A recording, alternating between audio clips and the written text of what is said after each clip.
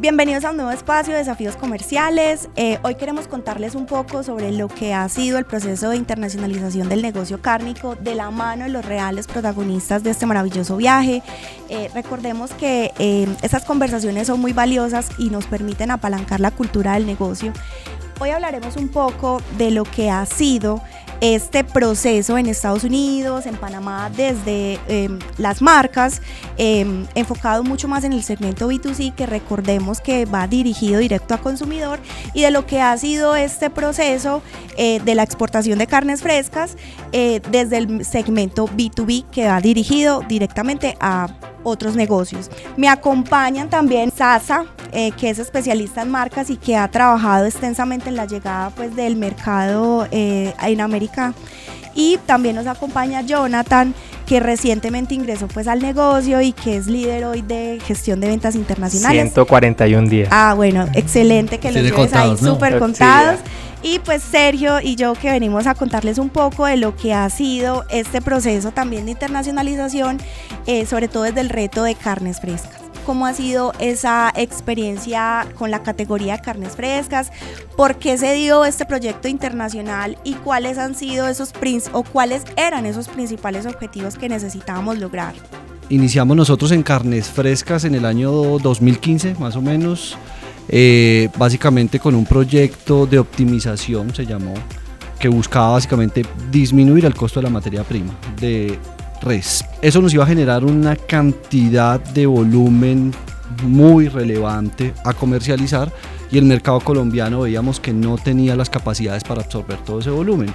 En ese momento Colombia había empezado su senda exportadora, había cambiado su vocación en la comercialización de carnes en mercados internacionales, y el negocio cárnico obviamente se da cuenta de esa oportunidad de negocio y quiere involucrarse un poquito más en la exportación y la internacionalización de carnes, cuestión de garantizar de que todos los kilogramos que se iban a comercializar pues pudiesen agregar el máximo valor. Ahí es donde nosotros empezamos un proyecto de comercialización de carnes a nivel internacional. Fue a raíz de una estrategia de abastecimiento que se mantiene hasta el día de hoy. Sergio, y ahí cuando estaban iniciando, ¿pensaron alguna vez o de una vez en algún país, o eso fue explorar a ver a dónde lo sacábamos, o cómo fue ese proceso? Eso fue muy interesante, Jonathan, porque normalmente cuando uno empieza a ver destinos, pues siempre se enfoca en aquellos destinos que tienen los mayores consumos. Entonces empezaba a ver uno Estados Unidos, Canadá, Europa, claro, unos consumos de carne supremamente interesantes, pero resulta que en alimentos, pues ustedes saben, no es así, ¿cierto? Hay unos protocolos sanitarios a los cuales debe obedecer el proceso de exportación. En el año 2015 Colombia tenía 5 o 6 destinos a los cuales podía exportar. Colombia históricamente siempre fue el socio comercial de Venezuela, y Venezuela el nuestro, entonces teníamos una dependencia mutua en la comercialización de alimentos. Posterior a todo lo que pasó a nivel político, Colombia tuvo que salir a buscar destinos comerciales para la carne, y resulta que esto, yo siempre lo he dicho, que es como una pirámide en carnes. A nosotros nos tocaba primero hacer una escuelita, empezar por el prekinder, la primaria y después el bachillerato. Entonces el prekinder, ¿quién era para nosotros? Los países que menos nos exigían, y nos tocó irnos por allá para Oriente Medio. Entonces empezar a buscar países en Oriente Medio junto al gobierno, de la mano del gobierno, de ProColombia.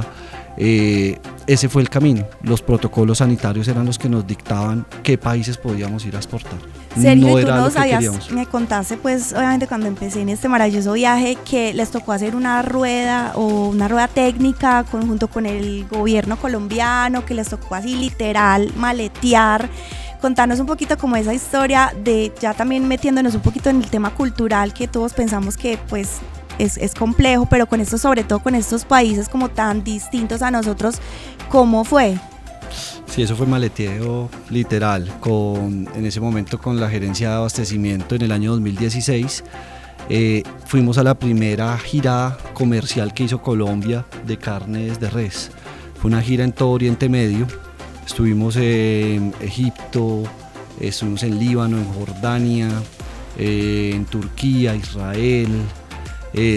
Bueno, la experiencia primero fue pues muy enriquecedora, pero también fue retadora porque era una cultura totalmente diferente, desde los mismos prejuicios que traemos nosotros como colombianos y como occidentales, hasta lo mismo que le decían a uno, cómo se ve por allá en plena guerra, se metía uno en la cabeza una cantidad de ideas y de cosas, ir a tener citas con clientes, ir a conocer un mercado, y pues un mercado que realmente es muy tradicional, es un mercado que no es formalizado, entonces ir a plazas de mercado en Oriente Medio no es lo mismo que ir a una plaza de mercado acá en Colombia.